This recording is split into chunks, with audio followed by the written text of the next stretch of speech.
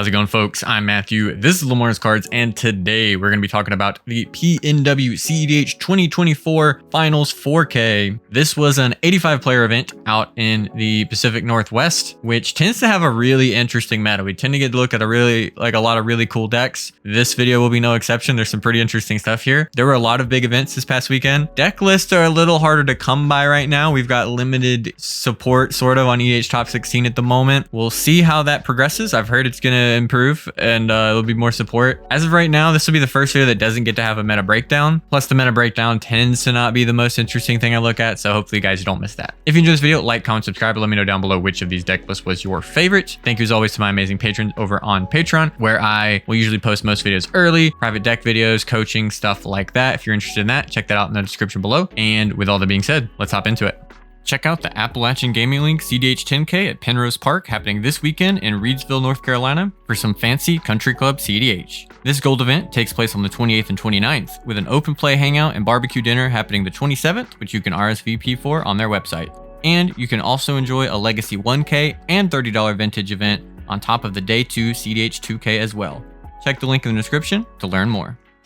Like I said, no meta breakdown this time, so we're hopping right into it. We got a Tymna Kraum. Creature count is a little on the higher side. We see Mockingbird coming in, no Fimage. We do have the Metamorph. Delny's coming in here, and Polywog Prodigy, maybe slightly showing off. This is like a mid-rangier region based on what we tend to see do well. This kind of supports that. Delny is usually, meaning that you're on a pretty creature-focused plan, either the Tymna plan or, a lot of these other creatures do pretty well with Delny. In longer games, this card can really show off. The rest of it are just cards that can be in TNKs. Polywog doesn't show up in every list. We see it here. Sorceries, nothing too wild here. We've got the One Wheel and we got the Deluge as the board wipe of choice. The rest of these are just staples. And since we do have the Angel's Grace, which we've seen, to some success, sometimes proactively just popping off with a Nas, and sometimes to just be an unbeatable way to stop a Thoracle win, are pretty close to unbeatable. Don't get into my chat talking about morphs, okay? We're on the Strict Serenade, not too popular in TNK. We are on the Final Fortune. We are on the Nas and Born. Nothing else really standing out. No Path, just on the swords, artifacts,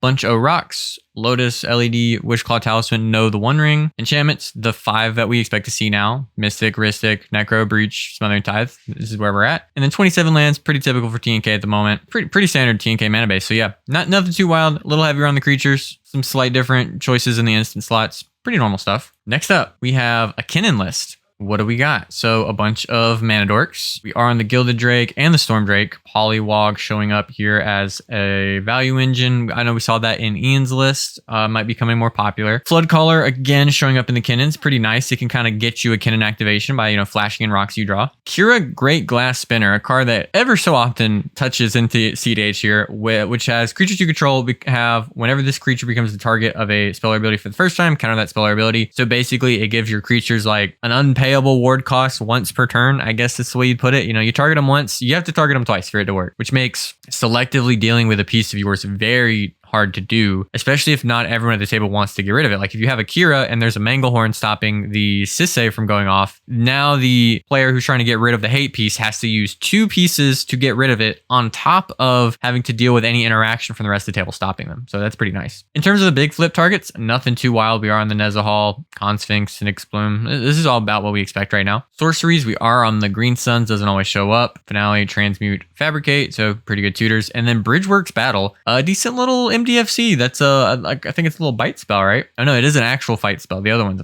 a bite spell, I guess. Monocolor land is not a high cost to pay. Instance, we're on the Crop Rot, Swan Song, Resculpt, Mana Drain, Luster, both forces, MBT, Sync. So nothing like a delay or a spell pierce, miscast, none of that. It looks slightly leaner, but it's not missing any like banger staples. It's pretty much got all the stuff you must run. And then we're on the Force Vigor, which I like pretty well in Kinnan. You don't want to die tapping out to Underworld Breach. Artifacts, a whole bunch of rocks because we're playing Kinnan. And then we are on the Trinisphere. It doesn't show up in every build. I think it's pretty popular right now with how some of the turbo decks can really punish this. You don't mind playing through it at all. And then the Apple of Eden, we're a big mana deck. I think Kinnan might be the best suited deck for using this card. Just 3 value engines in our enchantments. We did see the Sylvan Library again in Ian's list. I think this is just fine enough right now. We got the E-Zone. We got this sick forest. That is a dope forest and a pretty sick island. Talon Gates must run. Do it. Stop nerfing your Crop Rod decks by forgetting to run Talon Gates or telling yourself you don't need it. You should run it. Looks like a functional Kinnan mana base. Next, we got a pretty cool one. We've got Rock Thras, one of my favorite decks of all time. But there's some interesting little bits and bobs here. So Tamiyo and Ragavan. I know Sam Black, whenever he plays this deck, is on Tamiyo now over Ragavan. I tried the Tamiyo. I like Ragavan better. He's just too busted. But they get to play with either of them a lot. 1 mana legends, if you know about this deck, have some utility with like being able to do Relic of Legends stuff, as well as like Relic Cloudstone loops that you can do to go infinite with your Roger. But also just pretty good cards. And again, cheap legends are good in this Relic of Legends deck. And just a good creature, you know, Cradle deck. Other cards that stand out, of course, you got like the bangers, Dockside, Cloud of Fairies we combo with Cradle and Cloudstone. Curious Follower gets recommended in a few of these decks. Untap target permanent usually isn't quite good enough at the speed it is for double pips. A lot of people tend to leave this card out, but if you're doing some other stuff, sometimes it's considerable, especially if you want to trigger Nadu with it, ? Or untap your birds or your halfling or whatever, trigger Nadu. Okay, we're triggering Nadu. So curious how many ways we have to trigger Nadu. So in the creature slots, I've heard people talk about this. There's not really anything because Temur Sabertooth does not target, which is notable. If you play with this card, just know you don't have to name what you're going to return or decide when you activate it. You just when it resolves, you just put a creature in your hand. Flood Caller, I believe in, and I love this card, so I assume it is actually pretty good. This is a creature combo deck, especially if you're doing Cloudstone stuff. Doing that instant speed doesn't work at all with Valley Flood Caller. But you could, like, if you have a Kinnan in play, flash him Assault, and that works, and just other good stuff. Again, Valley Flood Caller is just a great card. You are a Birds of Paradise deck as well. Some builds are on Paradise Mana, we'll see. Stunt Double, we've been seeing a little bit of in the decks that are trying to like hold up mana and do something like pop off with something. It's very good with Seaborn Muse. Just a pretty good card. Flash and clone your Nadu. So far, it looks like in the creature slots though, we don't really have a lot of dedicated stuff for Nadu, barring Curious Follower. So we'll see as we get there. I guess Colossal Sky Turtle can also trigger it, but it's not really what we're trying to do. Sorceries, just 4 tutors, notably no artifact tutors. Typically this deck is on Transmute artifact at the very least, because it is very artifact centric with its combos with Assault Monolith, Relic of Legends sometimes, Cloudstone Curio. Also, it's not that uncommon to go get like Metamorph or the One Ring, both really high impact cards in this deck. Instants. So we got the packs, both the Red Blast, Veil, Fierce, Red Flare, of course, SWAT, Archsteward's Charm, the Forces. We are Crop Rot deck, of course. So nothing standing out here either. Pretty normal stuff. Artifacts. We are in the Paradise Mantle, which that can do stuff with Nadu. That's an easy way to trigger Nadu. It works really well with the Valley Flood Caller. Works great with Kinnan, which is a pretty good card in this list. And then the rest is just fast mana. We're also on the Umbral Mantle. So that is our free targeter for Nadu, and that's pretty good. Why that one specifically? Probably because of Trophy Mage, because it's 3 mana, and the only artifact tutor we've got is the Trophy Mage, so that goes against that, so that makes sense. That lines up pretty well. Hey, could be good, I don't know. We're not on Bloom Tinder, so I think our ability to combo with Umbral Mantle is lowered, so maybe Bloom Tinder could be a good option.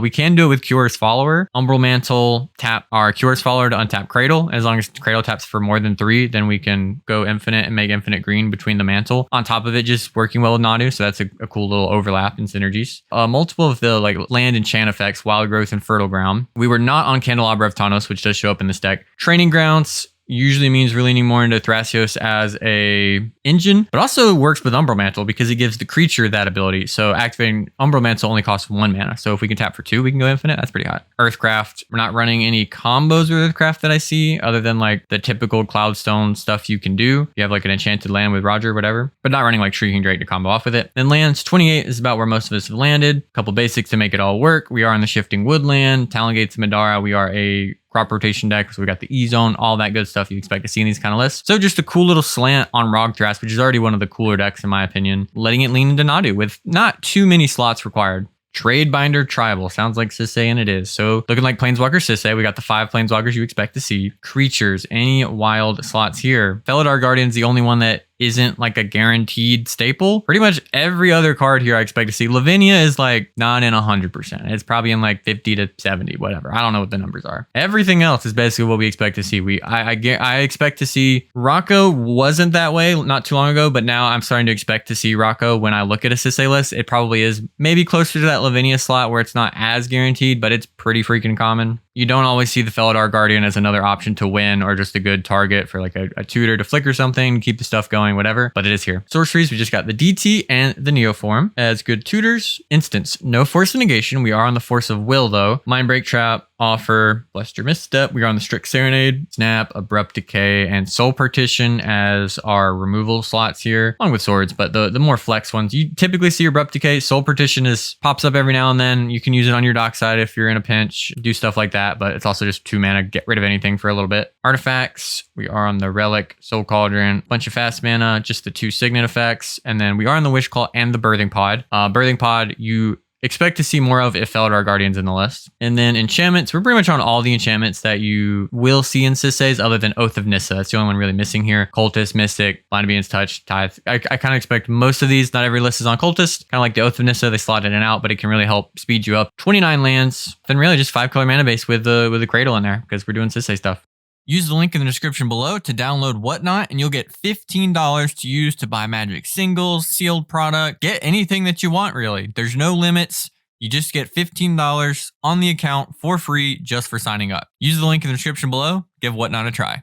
Rograk's Bouncy House, another Rock Thras? No, it's Rogsai. What the heck? I was lied to. 7 creatures. This is like the traditional Rogsai, not the dark Rogsai that I keep hearing about. I guess that's what you call it now when you just cut all the counter spells and run Citadel and Goblin Welder and Entomb in your deck. So just running the standard stuff with the new Valley Floodcaller. Sorceries, we're on both the extra turns. We are on all 4 wheels. Okay, pretty much everything I expect to see. All looks up to code so far. Instance, we're on both the Red Blast. Are we on the Forces? We're on Force of Will. No Force of Negation. It's like the most popular cut for decks that are looking to be a little bit more proactive for Rogsai is just cutting Force of Negation. I think it's incorrect to say it doesn't protect your own wins. That's way more accurate for MBT, which isn't always not untrue, but Force of Negation, it's decently likely that I might hold up a Nas or hold up a Born or something or Flare or whatever that I can protect with the Force of Negation, whereas MBT is a little bit less likely to be able to do that, even though it doesn't cost another card and it's just a very good card, not saying you should cut it. And we are on the Deadly Relic, which is another card we saw a few of the list cut. Would not recommend cutting it necessarily here. Like it looks like in this situation or like these kind of meta, Deadly Relic, Bowmaster, stuff like that is still going to do you a lot of good. Just not necessarily your game plan. All the mana in the world, Grinding Station, Defense Grid, bunch of rocks,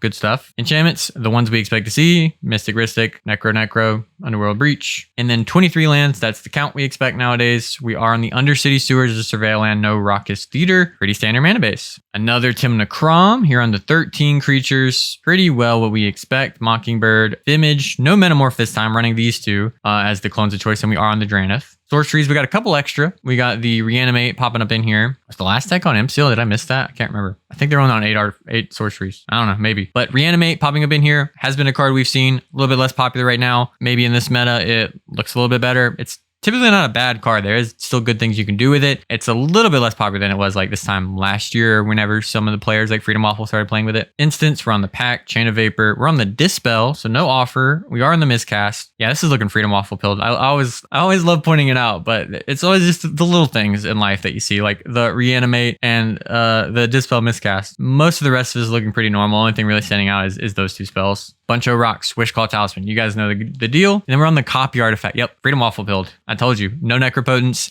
Cowardly behavior, to be honest. I think you should pop off and be a real one. But Copy Artifact's pretty cool too, I guess. And then 27 lands. That's cool. Exotic Orchard. Nothing too wild in the mana base.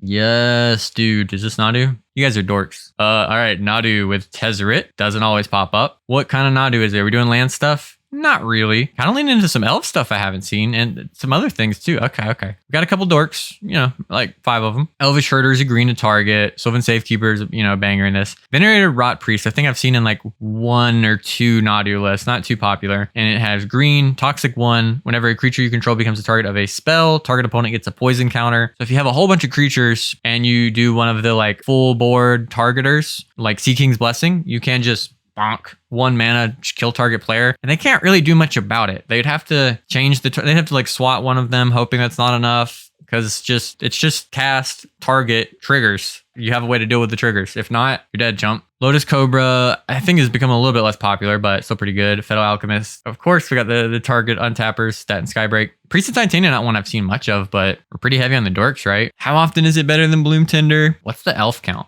7. If you cast Spirit Guide, well, you might actually. This is probably the deck most likely to cast Elvish Spirit Guide. So 8 elves. I don't know how likely it's going to be tapped for 3. Whereas I don't know. And then other people play elves. Maybe that's like a meta call, because I mean, everybody else is playing a lot of mana dorks too. Priest Titania starts to get cracked. Oh, that's an interesting one. Eladamri, not one we've seen a lot of. Let you keep the thing going. You look at the top cards, so you know what your Nadu's going to flip, and then you can also spin a green, tap it, and 2 other creatures. Just put a creature in your hand or on the top into play. This can really help you keep the Nadu thing going. Can help you just put into play uncounterably something very dangerous like a Displacer Kitten that people might fight over. Just a pretty good card. It is on the slower side, but Nadu can kind of be there too. Good Swarm Monk, we expect to see these. And then Loyal Inventor is the first card here that I don't know what it does. When it enters the battlefield, you may search the library for an artifact card, reveal it, then shuffle. Put that card into your hand if you control an assassin. Otherwise, put that card on top of your library. I don't think there's any assassins, so it's a top deck tutor for artifacts in these colors. Pretty cool. You Nadu trigger. Oh, reveal Shuko. Uh-oh. What do you know? I like it. Sorceries, 3 green creature tutors. Instants. I fully expect to see the Sea Kings and the Sylvan Paradise when we're doing Venerated Rat Priest to kill people as well as Sway of Illusion. So lots of ways to do that. Quick Reflexes is great. Cannon Vapor is Poggers. Misdirection. So lots of free interaction. Nothing too wild here, but it's just these 2 cards I think are now becoming just you do run them. I think a lot of people wanted to fight and say like, no, I don't want to spend $94 on Sylvan Paradise. It's terrible. And unfortunately, it's not. You got to cough it up. Where's the 94? Artifacts, we got our 3 free targeters. We are in the One Ring, not the most popular in Nadu decks. And we are on the Soul Cauldron, also not that popular. Targets a creature, dude, and just does good stuff. Enchantments, we are on the Earthcraft, Rhystic Mystic. And then 34 lands, we got the Command Beacon, E-Zone, Field of the Dead, Hedge Maze, Mishra's Factory lets us target and make a little dude. Shifting Woodland's pretty good. So a lot of the stuff we have come to expect to see. None of the like weird lands. We're on the Dryad Arbor, which I think is just a banger in this deck. Yeah, Nadu looking pretty good. Primal Goblin and Short King looking for Unicorn. I mean, this could be Kenrith. Okay, it's Kenrith. All right. Is he short? So we're on Teferi. So we're probably on Kitten. We're on Kitten. We got birds, hierarchs, so lots of dorks, but not too many elves. Only the 1 elf dork. So we're not feeding that Priest of Titania too hard. We got to watch out for that nowadays. So we got nomads in core, which means that we're not doing it, baby. I love to see it. I love the Nadu, not Nadu decks. I think they're so cool. Aren't Active the Vile Cauldron, which you guys probably know at this point, pops up in a lot of the Kenrith lists that are trying to do the creature activated ability combo shenanigans. Get your abilities cheaper, make it easier to loop. On the Dauntless, Archivist, Polywog. We're just playing every potential 2-drop you could run in here. I'm surprised there's no Fairy Mastermind. Not actually surprised, I'm just goofing. Lurrus of the Dreamed Inn pops up every now and then in these kind of decks. We do a lot of graveyard shenanigans. We get stuff in our yard. We want to be able to buy it back. Lurrus can help us restart some loops more cheaply than Kenrith allows us to, potentially, especially if Lurrus is already in play. We've got the Nadu. Nomads in core, the only way to target it that we have seen so far. I guess also Emil can trigger Nadu, which is pretty cool that if you go infinite with Dockside Emil, you just get to flip your deck with Nadu. You don't even need to be able to have access to Kenrith, even if they have a Drannith Magistrate in play. You just do the thing. That's pretty hot. We're on the Mayhem Devil. Solvala coming in. Does offer some mana fixing. A little surprised to see it still. Big ol' Atali. So we are breaking mid-range games open, I guess, with this stuff, with the Atali. Where's the big Emrakul? Come on now. So we do have a little bit of overlap of like good stuff with Displacer Kitten / Emil. I mean, Emil Atali is just something you're going to do it some amount of the time. This is interesting. This is cool stuff. Still a little surprised to see the Solvala. It does mana fix. I mean, if Kenrith's in play, it does just spin to green, tap, makes 5. Kenrith can make a thing bigger too. Okay, that's kind of interesting. Sorceries, a bunch of tutors, and then Savine's Reclamation. Instance, Kenriths have basically abandoned like Force Negation, or not Force Negation. This Kenrith has abandoned Force Negation, but that's not what I meant. Kenriths have abandoned Fierce Guardianship and Deflecting Swat and Zhulodok because it's terrible in their deck. But anyways, we got Pact, Offer, Misstep, Fluster. I mean, the ones we expect to see, though no Force of Negation, and again, their decks can't really run Fierce very effectively. We are on the Abrupt Decay. Hate to see it in a 5-code deck, but hate to see them down this bad. Eladamri's Call. I don't dislike seeing, actually. It's just a pretty good card. And then Intuition, Tainted Pact. We got the Brain Freeze, so we're breaching. We are on the One Ring. And then we got the Fast Mana. Enchantments, we're on Touch, Rhystic, Mystic, Breach, Tithe. And then 27 lands with a 2-sided command tower. Awesome. Pretty normal looking mana base. Nadu Kenrith with 30 creatures. Heliod the Radiant Dawn is blue-white in its identity because of this little pay-to-life thing. That's this cute little way that we get around commander color identity. When it enters the battlefield, return target enchantment that isn't a god from your graveyard to your hand. We don't really care about that. It comes up every now and then, I guess. It doesn't really do much on the front other than that, but you can spend 3 and then blue Phyrexian to flip it. And when you flip it, you get this awesome effect on Heliod the Warped Eclipse. Cast spells as though they had flash. Spells you cast cost 1 less to cast for each card your opponents have drawn this turn. Typically, that's at least 1, because you go to your opponent's turn. Once they get through their draw step, your cards all cost at least 1 less. This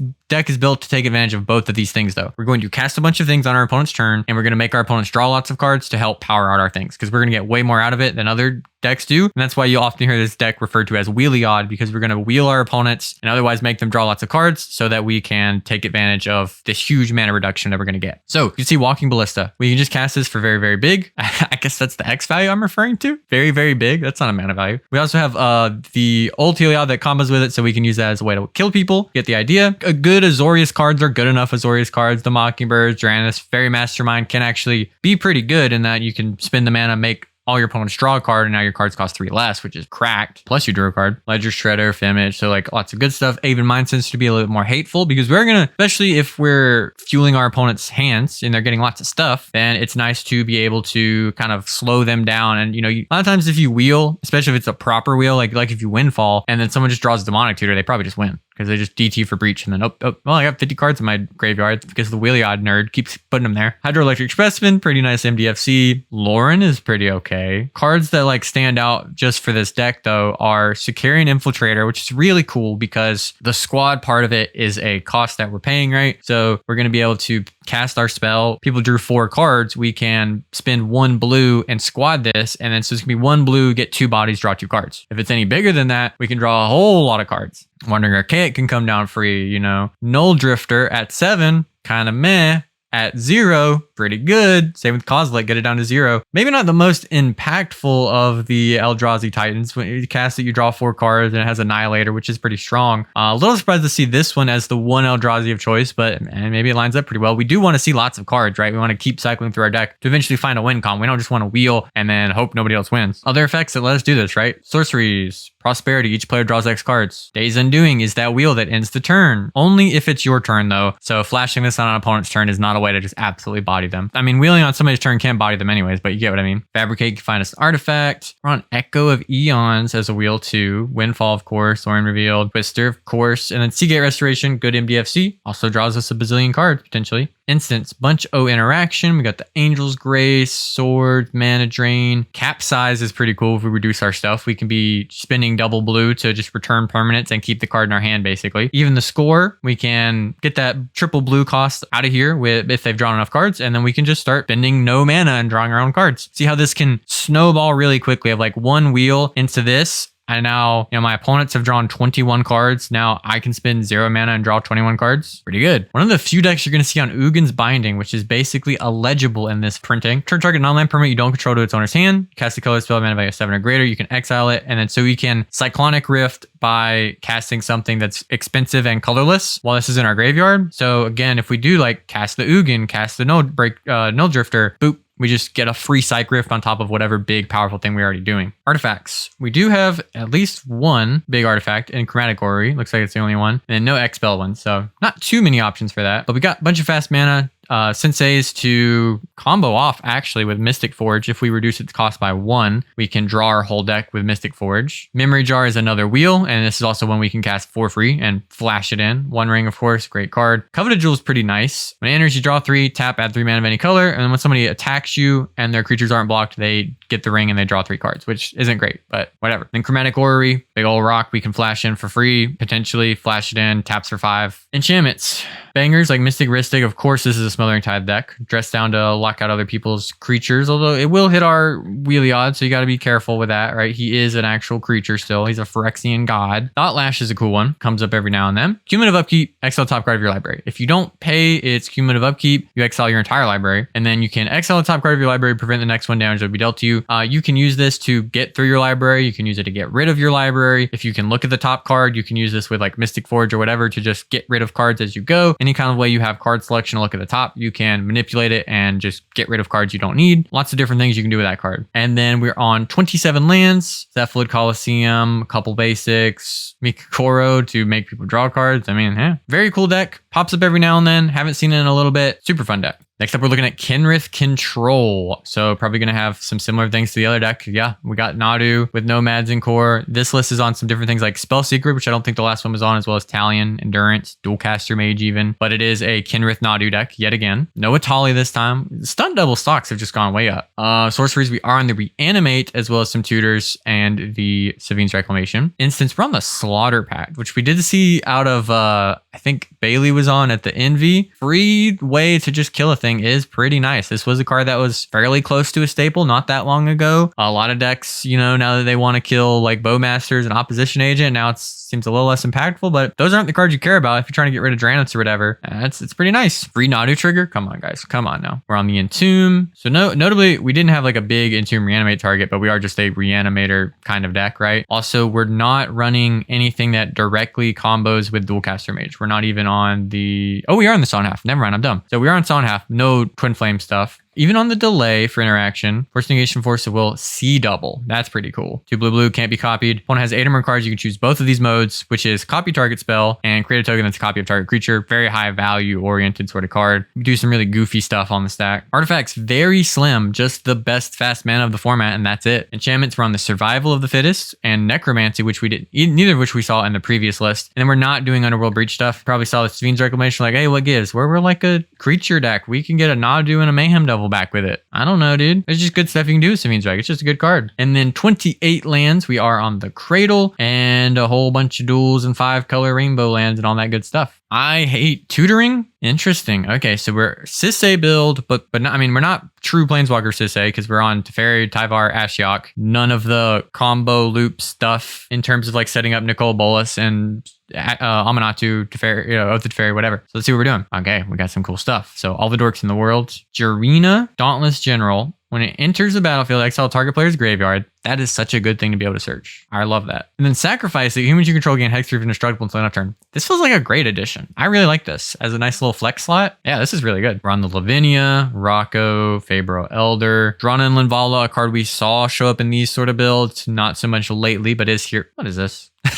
What have you done to me? What is happening here? Okay, let's try to reverse engineer this. Most of this looks normal. Kenrith does offer us a very clean outlet to tutor up, and that is all I can think of. That's got to be what it is. So instead of doing Planeswalker shenanigans, we just get infinite mana. You know, we get Dockside Emil, or we get Bloom Tinder, Tyvar Emil, or whatever it's got to be. And then we go and get Kenrith and then use that to win, I guess is the idea. Cleaning up like a couple slots on those Planeswalkers that we would normally like work our way up with. And that doesn't seem like too bad of a deal. It's pretty similar to like doing this with Thrasios. I wonder how Kenrith maybe just cleaner. I don't know. That's kind of interesting. Sorceries, same two we saw in the last one. Instance, we're on Force of Will. Again, no negation. SWAT Cord, Soul Partition. Pretty similar stuff. Abrupt Decay. This one on Path instead of Swords to Plowshares. Punishing those high color mana bases. Artifacts, similar deal again here. Bunch of rocks, Soul Cauldron, Relic, you know the deal. Enchantments, we're on a few more here. We're on the Deafening Silence. Tiny Bones joins up, which is legendary. When it enters, any number of players each discard a card. Legendary creature enters the battlefield under your control. Any number of players mill a card and lose 1 life. So we can use this to kill people. Why are we running Kenrith then? Okay. Anyways, it's fine. We are on the Oath of Nissa. Blind Obedience here. High Noon, not one I've seen in a Sisay build, I don't think, which is a rule of law that you can sacrifice and kill something with. Rest in Peace is a card I've been saying I think that some of the Sisay should be considering. Really just respecting graveyards with this build, with this and Jarina. Touch, Tithe, Heuristic Study, expect to see those. And then 27 lands, nothing too wild in the man base, other than no Ancient Tomb. The Kenrith is wild. I respect it. That's a pretty interesting one. That is a cool one. Then we're looking at another Sisay. Sisay just doing the work here. This one more traditional with the Planeswalkers, also bringing in Oko. Bunch of dorks. We got the Mockingbird here. Cutzel, fairly standard with the creature package though, beyond the Mockingbird really, which isn't crazy. It's not the most popular in the world. So that's here. Same 2 sorceries. Instance, we're on the swords. We got the Strict Serenade, Spell Pierce showing up here. Abrupt Decay, Soul Partition. We're on the Daze. How many islands do you even run, dude? I mean, it's probably a good amount. Daze in a 5-color deck. That's wild. I respect it. I mean, I saw it in the TNK and I respected it. I really respect it here. We're on the Psych Rift. Force, again, no Force Negation. This one is on the Wishclaw Talisman along with a bunch of rocks and also the One Ring here. Enchantments, Cultist, pretty similar to the first one we looked at. Cultist, Blind Obedience, Oath, all that. And then 29 lands, a little bit higher. 5-color mana base. This one on the Ancient Tomb.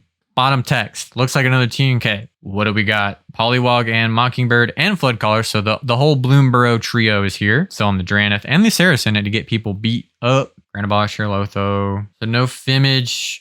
We are in the Metamorph. Sorceries, we're on Dam as our board wipe. Wheel, Savine's Wreck. The rest of it pretty normal. Instance, literally nothing that stands out. Both red blasts were on Force Negation, Snap, Mystical, Enlightened.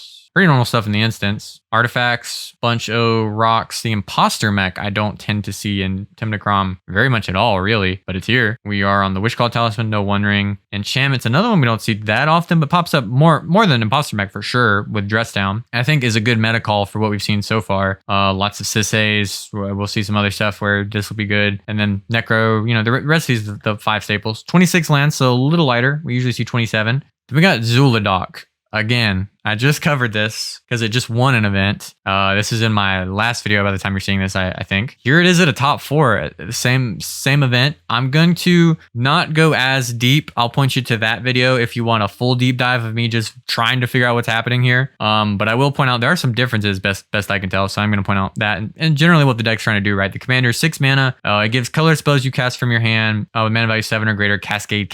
So they cascade twice. So when I cast Ugin the Spirit Dragon, I can cascade into Devourer of Destiny and Glaring Fleshraker. And I get all 3 of those spells into play, which is pretty cracked. Some powerful enablers. We have lots of things that benefit our colorless cards like Glaring Fleshraker, Liberator, Skittering Cicada, Metalworkers in that pool, although it doesn't care about colorless cards. It has to be artifacts, but still really powerful card. We have cheap things that we can get into play that are 7 mana like Mirror Enforcer and Sojourner's Companion, which will double cascade as 7 drops, even though they might cost us only 0. Then we have big old stuff we want to cast and cascade with. If I can cast an Emrakul that, you know, cascades into an Ulamog, cascades into a Void Winnower, I'm having a pretty good day. You know, lots of this really big stuff that we're trying to power out with our pure colorless mana generation. Sorceries, we got the All is Dust is one of the only ones available. And then instance, we got Kozilek's Command, which is super flexible, hate on graveyards, kill creatures, stuff like that. Desecrate Reality, which hits a permanent for each of our opponents. And if we spend colorless mana to do it, which we will, I guess as long as we're spending mana, because this deck does have some ways to cast spells for free or cascade into it, right? Of course. But if we spend the colorless mana on it, then we get to bring something back that's odd of ours. And then None of This World, which is 7 mana, counter target spell or ability that targets permanent you control. And if it targets something of yours that has power 7 or greater, then it's free. Artifacts, really strong stuff like Chalice of the Void, bunch of fast mana. We love the keys here. Disruptor Flute is a good bit of disruption that we can use. Lightning Greaves to get people beat up. I love it. And also just Metalworker with haste, you know, that's pretty good too. Scroll Rack for some selection. We can set up our cascades, which is really, really nice. Some hate pieces like Sphere of Resistance, Torpor Aura. We love to see them. Thorn of Amethyst. Ways to give our stuff like Improvise, make stuff cheaper. We got Trinisphere to hate on people. I think this is a card I mentioned in the last video, but actually wasn't in there. This time it is. Trinisphere and Tangle Wire, slowing our opponents down. Just a whole bunch of colorless stuff that is good value, super powerful to cascade into, slows our opponents down, really just doing a lot of what we want to do. Powerful busted stuff. How many decks per play a Chroma's Memorial and then top 4 or win a cEDH event? At least one of them. And then Echoes of Eternity is our 1 enchantment, which is very, very powerful. You can get this thing down. Your triggered abilities and your spells are all doubled. It just goes insane. And then 30 lands, every bit of utility you might want, things to help power stuff out early, like Mishra's Workshop, flex slots like Talon Gates. We've got lots of things that you would call like a soul land, basically. Lots of ways to help power stuff out just in our mana base because we don't have to worry about color fixing. Literally just get to make the most mana that we want and then get any little extra piece of stuff, you know, on the land, ETB or whatever effect it has. I'm just a blue farm. Yeah, one of like 50. I think there were more Sisays actually though. T&K, pretty normal. No Metamorph. We are on the Polywog Prodigy, looks like instead. No Dranith in this build. 8 sorceries. Deluge is the board wipe of choice. Instance, we are on the Pact. Offer, Dispel, no miscast. First Into the Flood Maw we've seen all day. We got the Path to Exile. We're on the Naz, Intuition, pretty much everything else we expect to see. Just a couple little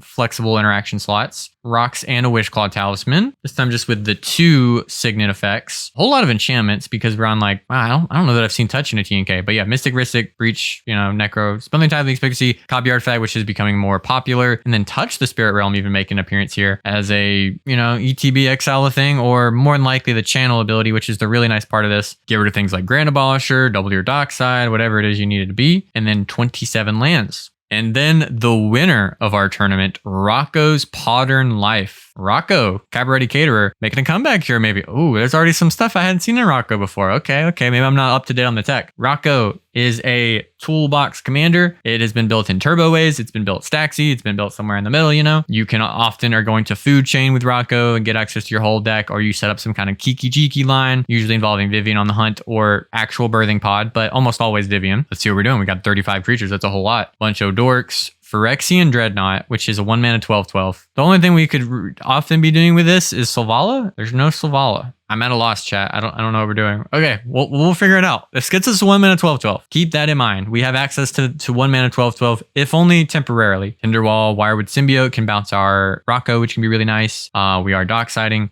No Collect Roof. I don't like Collect Roof in the Rocco build. They never did. I don't like being a dockside combo deck that does that kind of stuff. You know, Faber, Elder Priest, Titania. So really going heavy on the dorks and just mana production in general. Like it looks like we're trying to go fast. The Blank Goblin, Sugar Goblin. Velagi Wayfarer is cool. It's 2 and a green. It is all colors, but it even has little text to say, don't worry, you can still play this in your green commander deck, which might be the most ham-fisted thing ever put on a Magic card, so that's pretty nice. Notably, it does 2 things. Makes our Bloom Tinder way better, and it also makes our Rocco have Convoke, as well as any of our other multicolored spells, which is pretty nice. Got the Squee for the food chain. Cutzel is just good. Village Bellringer can combo with our Kiki. Feldar Guardian can do that as well. Fury is just pretty nice. Treasonous Ogre makes us a mana. We've got the Kiki line stuff with Kiki, Karmic Guide, Feldar Guardian, along with Vivian, and maybe Birthing Pod. We'll get there. So another thing that these decks often do is to use the Rector effects. So with Academy Rector, we can go get any enchantment from our deck and put it into play. And then with Arena Rector, we can get any Planeswalker. If we have, for instance, Arena Rector and Rocco in play, we can sacrifice the Arena Rector either to Phyrexian Dreadnought, which is pretty cool. Maybe, can we even sack and not fully do it? How does that work? So we can sacrifice itself, right? So Phyrexian Dreadnought, if we put that into play with one of the Rectors, we can sack the Dreadnought and the Rector to Dreadnought's ability. I haven't seen that kind of interaction before, but that makes sense, I guess. Let's say we Rocco for 1, get Phyrexian Dreadnought. Dreadnought's ability resolves. We sacrifice Rector and the Dreadnought. We go get a Planeswalker. So we go get Vivian. We can +2 Vivian, sacrificing Rocco, which is a 3-drop. And then from there, we get Feldar Guardian, flicker it, Feldar Guardian into Karmic Guide, bring back Feldar Guardian, flicker it, use it on the Guardian, bring back Kiki tap, get Karmic Guide, bring back Feldar Guardian, then we go infinite. So any point we can do that, we can start as long as we have a 3-drop. And then we'll see what enchantment we have to do stuff with. And then we also have Temur Sabertooth to go infinite with Dockside. And then we can get infinite treasures and then bounce back the Rocco and get our whole deck and do whatever we want. And then Greater Gargadon is another way to sacrifice stuff because you just suspend it. And then at any point, instant speed, whenever, you can sacrifice creatures, artifacts, lands, whatever, into Greater Gargadon. We're on the Infernal Plunge, so we're zooming. Finale, Eldritch Revolution, and Jeska's Will. I love this deck's just pure mana generation. I love it. It's not too many. No red blasts. We're going full parasitic today, boys. We're on just the Veil, Silence, Thunderclap, love it. Just free interaction. Rending Volley, I think, is a must. You know, get rid of the Dranis and such. Aldamri's Call. I love this. Artifacts. So a bunch of fast rocks. Vexing Bauble, great addition to this deck. We are on the Birthing Pod itself. And then we have Curse Mirror as a clone. And then Cloudstone Cure is another way to win with our Dockside Extortionist. Love it. What enchantment are we getting? Food Chain, probably. We can also get City of Solitude. That's so based. I love City of Solitude. That is so cool. Nobody is going to expect, go get an enchantment. Okay, guys, don't worry. I got this. I'll besage you it. City of Solitude into play. You can't even play abilities. You're a freaking nerd. That's so base. I love it. I love this so much. City of Solitude is going in the thumbnail. But yeah, Deafening Silence. Great in this deck. Blind Obedience, slow the Dockside decks down, survival, trouble in pairs. Great stuff, other than City of Solitude too, which I love. 25 lands, pretty low. Crop Rot deck, so lots of flexibility here. Cavern of Souls, we got the high market to sacrifice a creature. Lazotep Quarry, which is the new, much better high market, which is probably a nice little upgrade here. Got the Shifting Woodland to be able to copy some of our permanents we're comboing with, and then the Talon Gates of Madara. Awesome. I love this take on Rocco. This is super sick. I love it. So let me know down below which of these decks was your favorite. I was expecting, you know, maybe Zhulodok to be mine, or, you know, one of the Nadu builds. So it's gotta either be Rock Thras Nadu, but this Rocco I really like. So I'm tempted to sleeve this Rocco up. This might be what I'm playing this week, but let me know what you like. Let me know what you want me to cover next. Lots of events just happened. I know lots of people were worried I wasn't gonna be doing reports and stuff. I took a bit of a break, but we're back. We're making stuff. Plenty of stuff coming. Don't miss it. Thank you so much for watching. And as always, go play cEDH. Have a good one, everybody.